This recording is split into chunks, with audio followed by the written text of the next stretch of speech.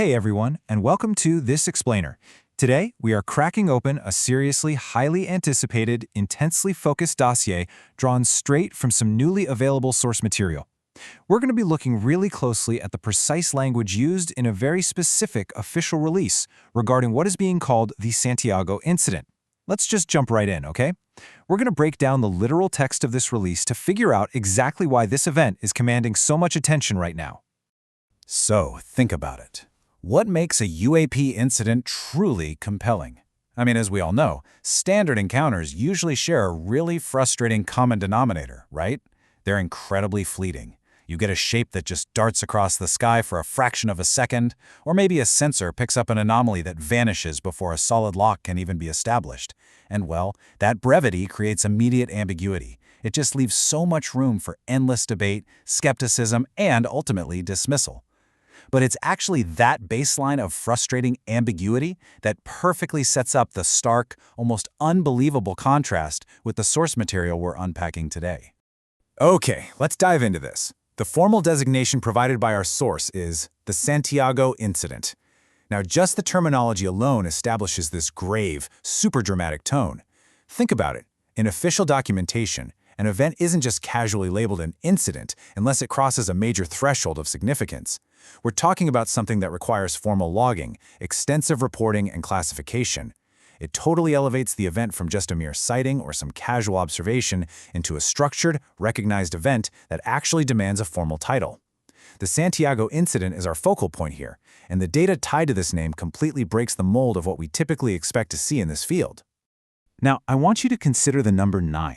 In our everyday lives, 9 minutes might be the time it takes to brew a pot of coffee, or maybe you wait for a bus, but in the realm of aerial anomalies, a duration of 9 full minutes is an absolute eternity, literally an eternity. Think back to that shared frustration we were just talking about. Most encounters are measured in mere seconds, sometimes even milliseconds. A 9-minute window changes the entire paradigm of an encounter. It means whatever was up in the sky was definitely not a transient glitch or some passing trick of the light. 9 minutes allows for sustained human and mechanical observation. It means operators have time to adjust their equipment, cycle through different sensor modalities, and gather a continuous, unbroken stream of telemetry and visual data. Now, what's really interesting about this slide is how that number actually integrates into the complete statement from our source text. Because we aren't just talking about a 9-minute radar track here or a really long verbal account. No, the source explicitly states 9 minutes of clear military UAP footage. This is the beating heart of the dossier. The rare combination of sustained duration, those 9 long minutes, paired with actual visual footage is what makes this documentation so incredibly disruptive. You almost never get both. You might get a long radar track with 0 video or a blurry 1-second video clip. Having an unbroken 9-minute visual record, that fundamentally alters the landscape of what can actually be analyzed. We really need to systematically break down the 4 explicit characteristics provided by our source text, just to fully grasp why this evidence is completely unprecedented.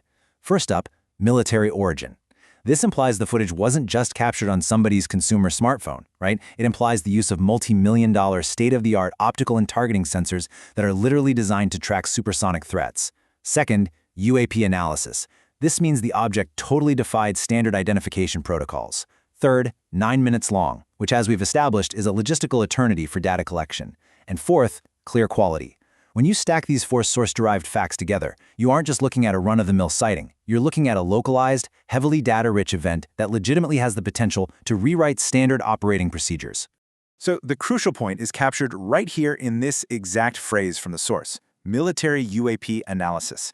I really want to emphasize the word analysis here. This tells us we aren't simply talking about raw, unprocessed video just sitting on a dusty hard drive somewhere.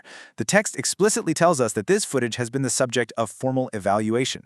Military analysis implies that actual experts, we're talking intelligence officers, aviation specialists, sensor analysts, have actively applied military-grade evaluation protocols to this entire 9-minute video. They've scrutinized the pixels, the flight characteristics, the sensor data, and they've officially designated the subject as an unidentified anomalous phenomenon. This footage has absolutely been through the institutional ringer. And this brings us to what is arguably the most shocking aspect of the source text. I want to focus intensely on one single word here: clear. I mean, think of the universal stereotype of a UAP photograph or video. It's almost a cultural joke at this point, isn't it? It's always grainy, it's always just out of focus, it's always just blurry enough to be a weather balloon, or a bird, or some weird optical artifact. Well, the source material for the Santiago incident completely shatters that stereotype. By explicitly using the adjective clear to describe military footage, the source is telling us straight up that the visual ambiguity has been removed. A clear 9-minute video captured on military hardware leaves virtually no room for those standard, easy dismissals. It basically forces the observer to confront exactly what was recorded. So, let's wrap this up. We've taken the incredibly precise language from our source text and unpacked exactly what those specific words imply when you place them all together. We've got an official incident, documented for an absolute eternity of 9 minutes, captured on top-tier military hardware, subjected to formal expert analysis, and explicitly described as clear. Which leaves us with the ultimate question to close out our explainer today. If the ambiguity of the blur is finally gone and the frustration of a fleeting seconds-long encounter is replaced by a sustained 9-minute observation, what might 9 clear minutes of military UAP footage finally reveal? I'll leave you to ponder the profound implications of that reality. Thank you so much for joining me today, and hey, stay curious.